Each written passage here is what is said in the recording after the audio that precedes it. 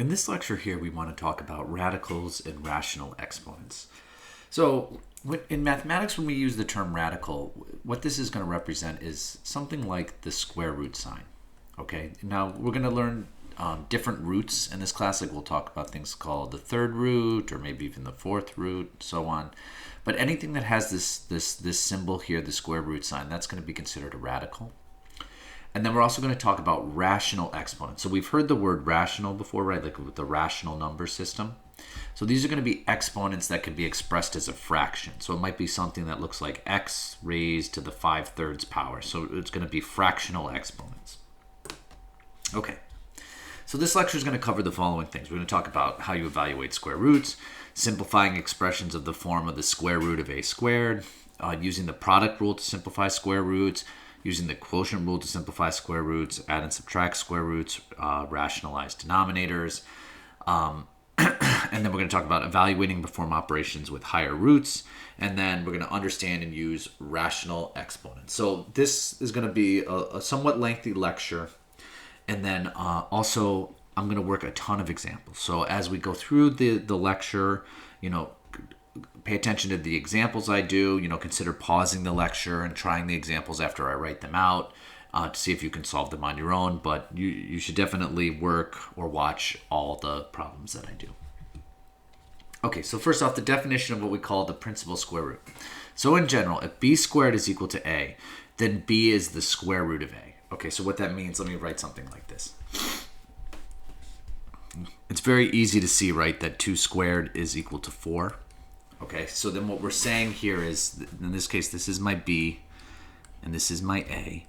Okay, then b, this 2, is the square root of 4. Okay, so if a is a non-negative real number, the non-negative number b, 2 here in this case, such that 2 squared is equal to 4, which we see, denoted by b is equal to the square root of a, is called the principal square root of a.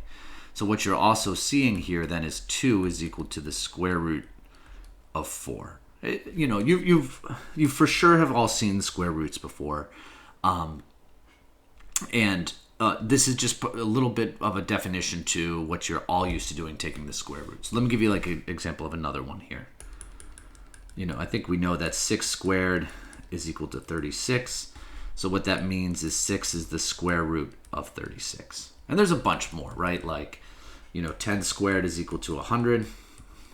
So that means 10 is equal to the square root of 100. That's what we're seeing here with this definition. All right, so just some examples here of how you evaluate square roots. The square root of 81. Well, we know that 9 squared is equal to 81. So that means the square root of 81 is 9. Here, because 3 squared is equal to 9, the square root of 9 is equal to 3, and then you have this negative sign outside, so this is still negative times the square root of 9, which is 3, which is just negative 3. Here, you're seeing there's a sum under the radical.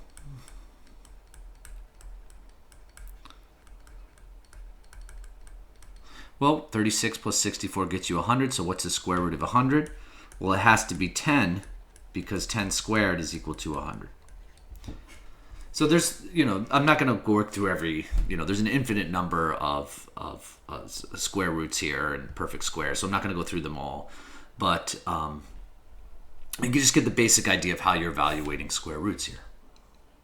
All right, so now let's start talking about some of the rules. Okay, so simplifying expressions of the form of the square root of a square. So simplifying the square root of a squared. So for any real number a, the square root of a squared is equal to the absolute value of a. So in other words, the principal square root of a squared is the absolute value of a. Okay, so for example, if I have the square root of 5 squared, well, that would be equal to, all right, well, look, I have a squared here, it's 5. It'd be the absolute value of 5, which is just 5. All right, so here's some examples that I've done. I just redid that one. So if I say, what's the square root of 5 squared? Well, think about the square root of a square. They cancel each other out. It's the absolute value of 5, which is 5. Now here's an interesting one. Simplify the following. The square root, and then in parentheses, of negative 5 squared. Okay? Well, just following our definition here, all right, it's equal to the absolute value of a. So it's the absolute value of -5. And we know an absolute value returns the distance from 0. So distances can't be negative. So the absolute value of -5 is 5. All right. So what we're seeing here is that, when you take the square root of a squared, you're going to get the absolute value of a.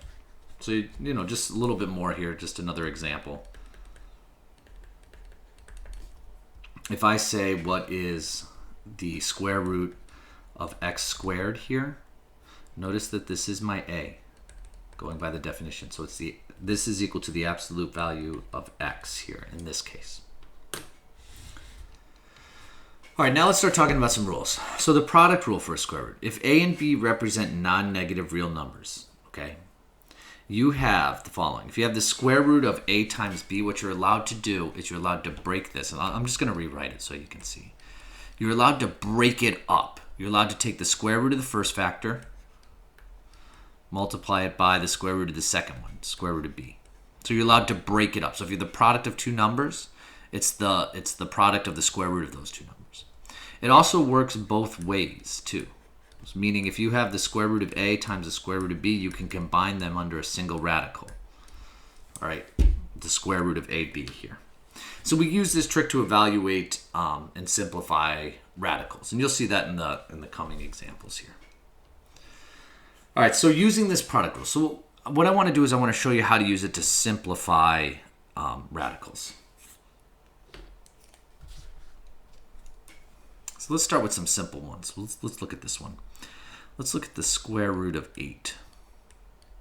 So that's not a perfect square, but so you have to think about this. So what are some factors of 8 that are perfect squares? So can you write 8 as 4 times 2? Absolutely. So this is the square root of 4 times 2. But so what you're seeing here is 4 is a perfect square. So this becomes the square root of 4 times the square root of 2. Well, what's the square root of 4? The square root of 4 is 2. Square root of 2, just like that. So let me do another one just so you can see. How about the square root of 72? I like this one.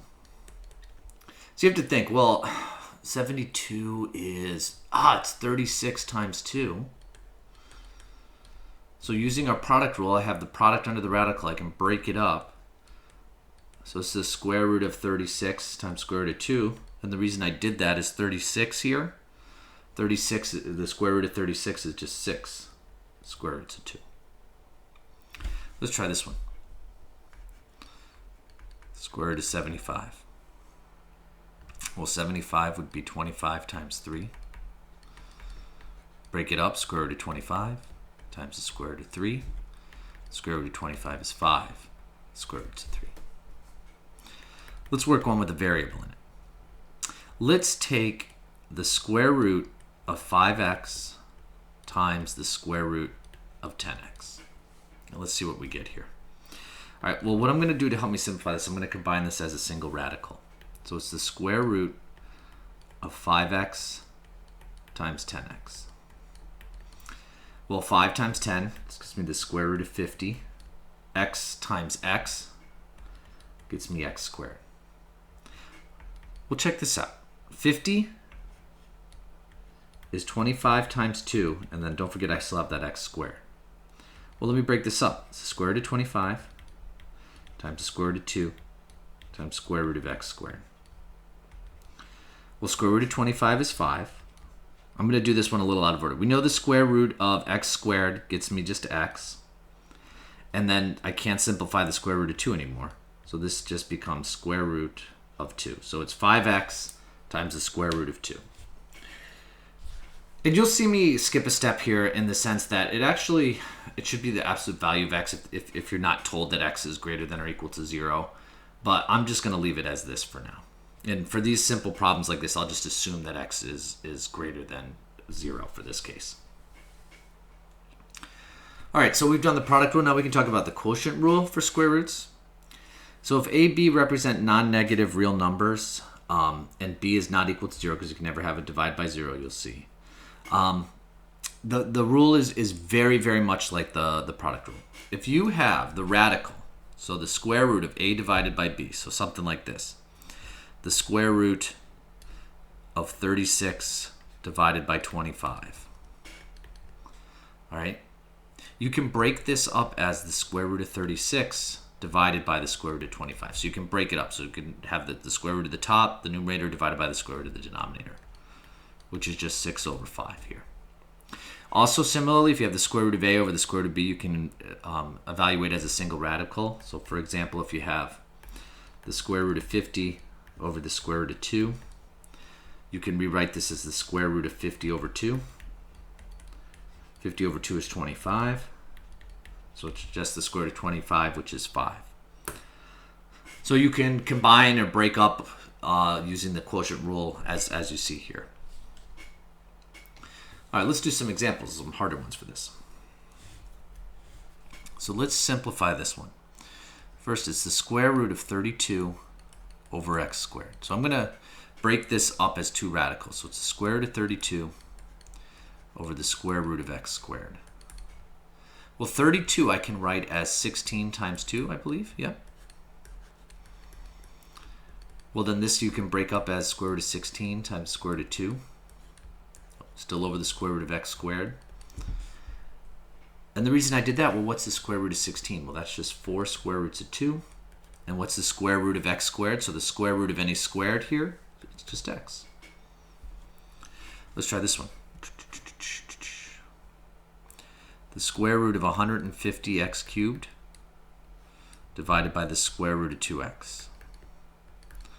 Well, so I have two separate radicals, so I'm going to combine it as a single radical. 150x cubed over 2x.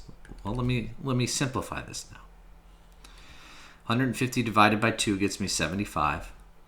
X cubed divided by x, that's just x squared, right? So one of the x's cancel.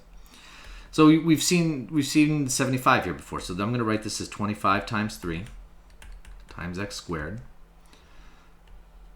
So this becomes the square root of 25 times the square root of 3 times the square root of x squared. Square root of 25 is 5. Square root of x squared is x times the square root of 3. So just using our rules here to break things up very, very simply. Okay, now let's talk about adding and subtracting square roots. So we've done multiplication and division. So two or more square roots can be combined using the distributive property, provided that they have the same radicand. Okay, such radicals are called like radicals. So what I mean by the radicands here, forgive me for going back, what's underneath the radical, so when you have something like this, so when you have something like the square root of 5, what's underneath the radical is called the radicand. And this is called the radical. All right, so let me show you what I mean by this. So if you have 8 times the square root of 5 plus 7 times the square root of 5, okay? They have the same radical and the same radicand, so what's underneath the radical. So what that means is you can just treat this as coefficients like you do with like terms and add them. So this becomes 8 plus 7 times the square root of 5, which is just 15 square roots of 5. You can even do it like this. 7 times the square root of x plus 3 times the square root of x. Well, that's just, notice how they have the same radical and radicand here. This is just 7 plus 3 times square root of x, which is 10 times the square root of x. All right, let's do some harder ones here. Let's try this one here.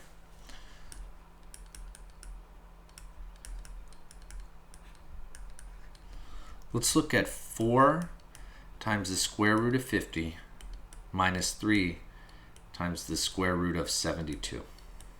That's 72.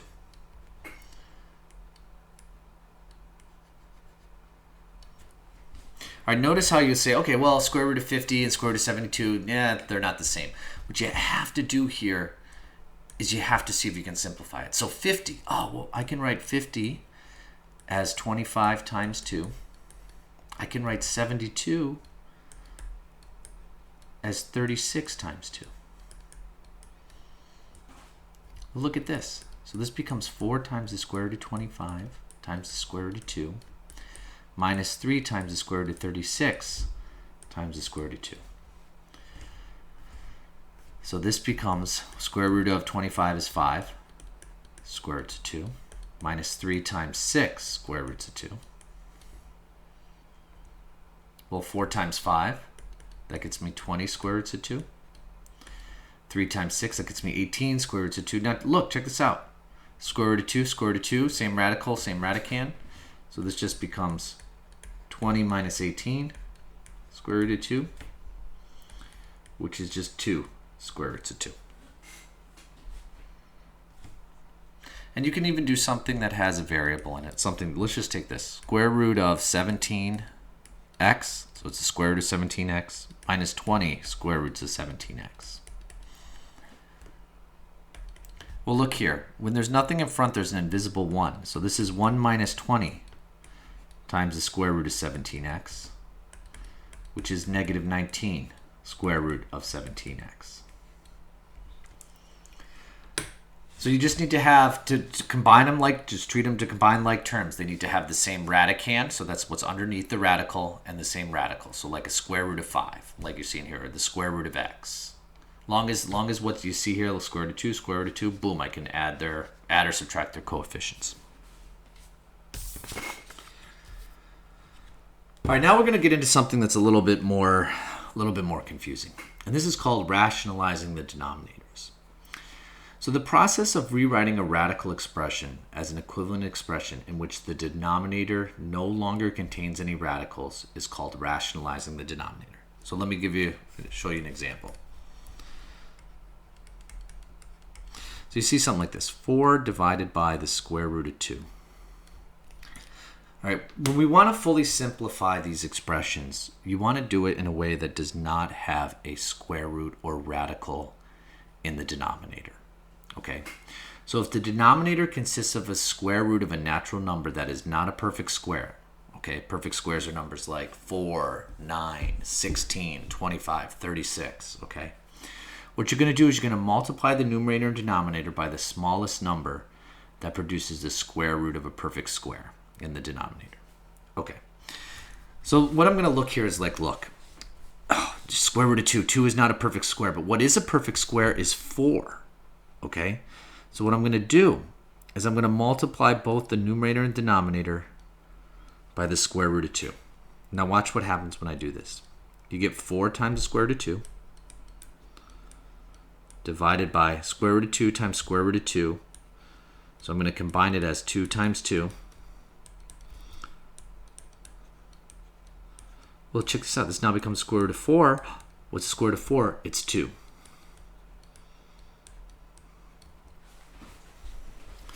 So look what happened there, right? So what I did was I said, okay, I got to turn the 2 into a perfect square, which is 4. So I just multiplied by the square root there, square root of 2 to get it to 4. All right, let me do a little bit harder one here for you so you can see what's going on. I'll do a couple more. Let's try this one. 5 over the square root of 3. So look, what can I multiply 3 by to get it to be a perfect square? Well, if it's 3 times 3, 9 is a perfect square. So what I'm going to do is I'm going to multiply by the square root of 3 over the square root of 3. So this becomes 5 times square root of 3 over the square root of 9, because 3 times 3 is 9. What does that get me? That gets me 5 square root of 3 over 3. And there's no longer a radical in the denominator. Let's try this one. 4 over the square root of x. Now this is like a little bit more weird, right? It's like, what could I do here? Well, what is the square root of x squared? It's just x. So what I'm going to do is I'm going to multiply this by the square root of x. Now watch what happens. 4 times square root of x is just 4 square roots of x. Square root of x times square root of x becomes the square root of x times x. So this is 4 square roots of x over the square root of x squared. But what's the square root of x squared? It's just x. So there's no longer a radical in the denominator. All right, now so hopefully that seeing me do that is not too bad. So what you can actually do, here's a cheat, it might help you. Whatever there's a square root of, like if it's a square root of 6, just multiply both by square root of 6 over square root of 6. If it was square root of 7, boom, just do it, and you got it. Square root of 7 over square root of 7, as I was saying. All right, what's a little bit harder is radical expressions that involve the sum and difference of the same two terms are called conjugates, okay? And so what happens is if you have something like this in the denominator, you're going to have to use these conjugates. So this will be the first example I want to do. 3 divided by 2 plus the square root of 5. It's like, oh, so I got to get rid of the radical in the denominator, but how do I do this, okay? So if the denominator contains two terms with the one or more square roots, boom, I see a square root. You're going to multiply the numerator and denominator by the conjugate of the denominator. So if you look here, the square root of a plus b, the square root of a plus the square root of b, its conjugate is the square root of a minus the square root of b. So if it's a plus here, you're going to change it to a minus. That would be its conjugate, okay? So when you have something like this,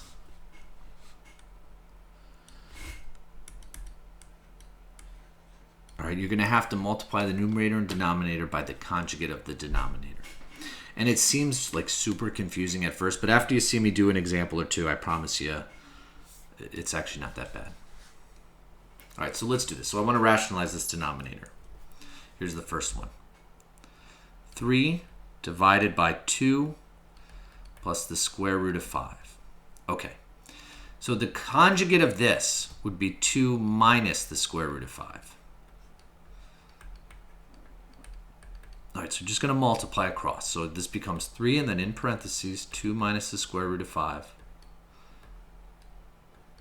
2 plus the square root of 5 times 2 minus the square root of 5. Now, you have to be very, very diligent with this algebra here. Okay, the first thing you're going to want to do is clean up the denominator. So I'm going to leave this numerator like this.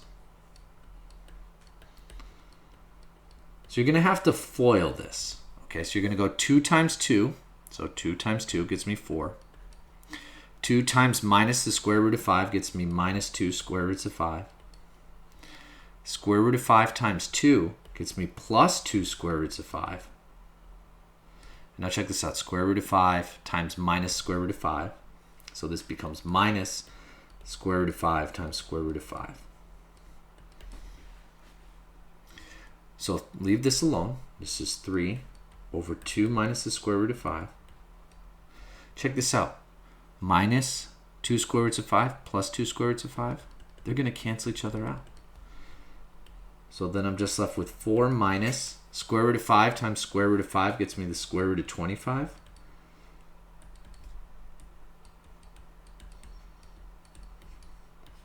Well, square root of 25 is 5. And I'm going to move this over here. 4 minus 5 is negative 1.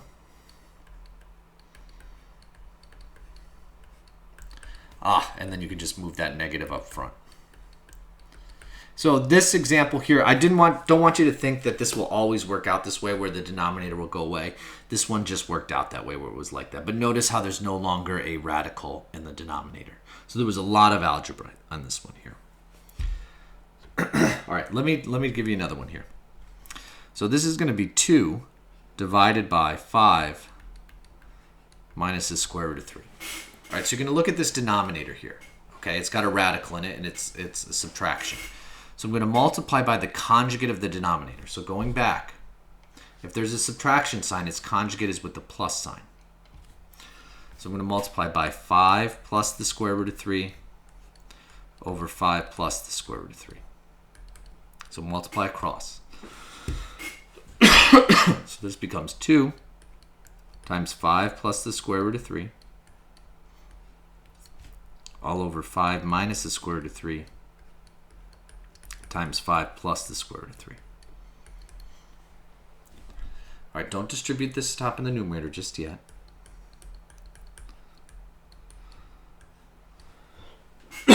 excuse me. So you're going to have to FOIL this, okay? So 5 times 5 gets me 25. 5 times the square root of 3 minus, so minus square root of 3 times 5.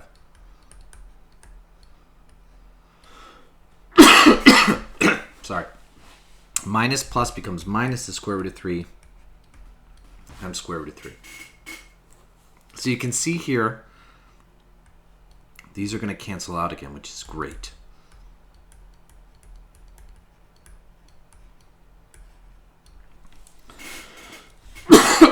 So this is 25 minus square root of 3 times square root of 3 is the square root of 9.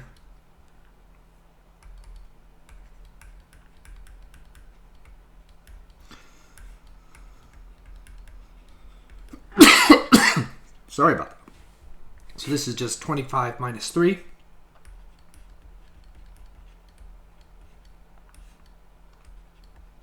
All over 23. So that's the process of rationalizing the denominator. Sorry about that.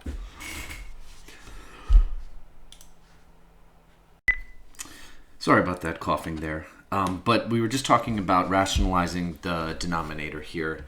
And you can see, going back just real quick, if it just has a normal square root, right, you just have to multiply by whatever number will make it a perfect square in the denominator. Now, if it has a sum or difference, you're going to have to use this conjugate here and follow these two examples when you go to work your own problems. All right, let's now talk about the nth root. Okay, so this is the definition of the principal nth root of a real number. So if you have the nth root, so notice there's going to be a little bit of a number here in the radical. Okay, so the nth root of a is equal to b means b to the n is equal to a. So for example, if we have the third root of 27, turns out that's equal to 3. This is because if you look here at b, if you were to take 3 and cube it, you get back to 27. So if n is what we call the index, is even, then a is a non-negative number. A has to be greater than or equal to 0. And b is a non-negative. But however, if n is odd, a and b can be any real numbers here. Okay, so you could get, what I'm saying here is you could take the third root of negative 27 as well. And this ends up being negative 3, because negative 3 cubed gets you back to negative 27. All right, so the nth root, the symbol, the nth root here is called the radical, okay? And the expression under it, under the radical, is what we call the radicand. And I've kind of defined the radicand earlier in this lecture. Okay, so again here, if n is odd, if you take the nth root of a, it's equal to a. If n is even, okay, when you take the nth root of a, you get the absolute value of a. And so what I want to do now here is talk about how you simplify some of these radicals, okay? And we're going to use the product and quotient rules for the nth root. And it turns out that they're the same exact rules that we saw with the square root. It's just there's going to be the nth root there. So if I have the nth root of ab, you can break that up as the nth root of a times the nth root of b, and so on. You can combine them. If you have the nth root of a times the nth root of b, you can write this as the nth root of a times b. And it's the same here with the quotient rules. And just a quick note. This whenever the number is 2, that's actually just the same thing as the square root. It's just so common that they don't put the 2 there. But that's whenever you see a 2 there, that's really the square root. Okay, so let's simplify some problems here.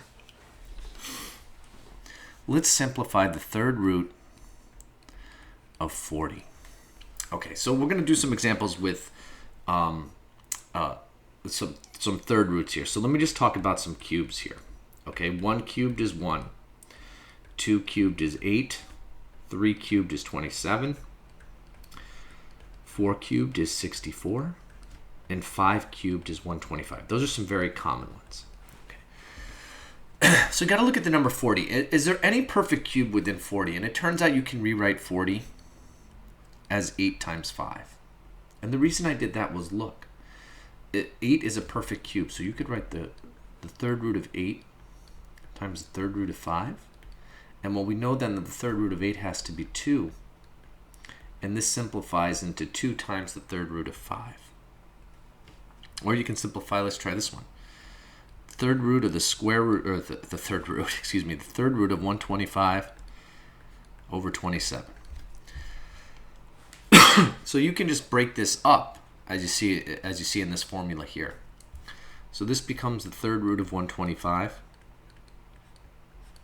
over the third root of 27. We'll look over here. What is the third root of 125? It's got to be 5. And the third root of 27, it has to be 3. So this simplifies just to 5/3. All right, what we want to end on now is talking about rational exponents. Okay, and this is the definition of a to the m over n power. Okay, so if the nth root of a represents a real number, and m divided by n is a positive rational number, okay, such that n is greater than or equal to 2, then when you have the following.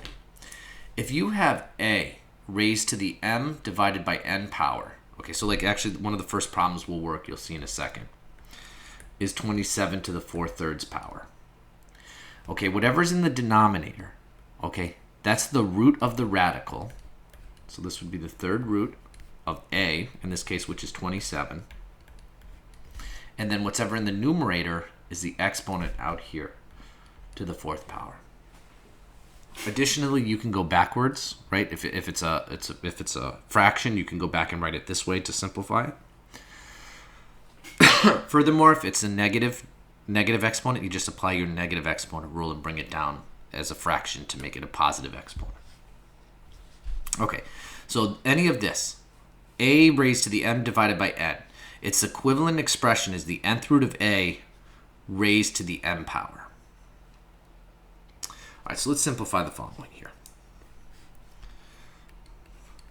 Let's look at 25 to the 1/2 power.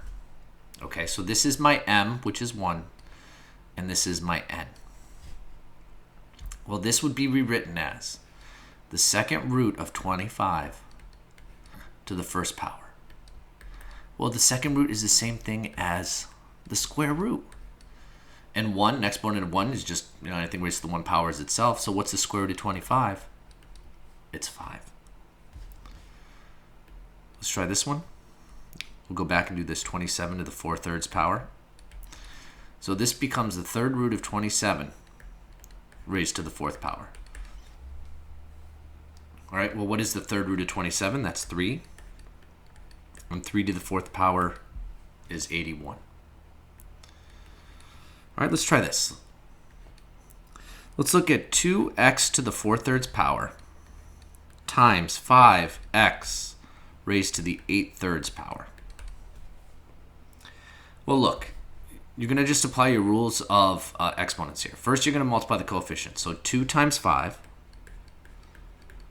And then what you're going to do, when you multiply, you're going to add the exponent. So this is x to the 4/3 plus 8/3.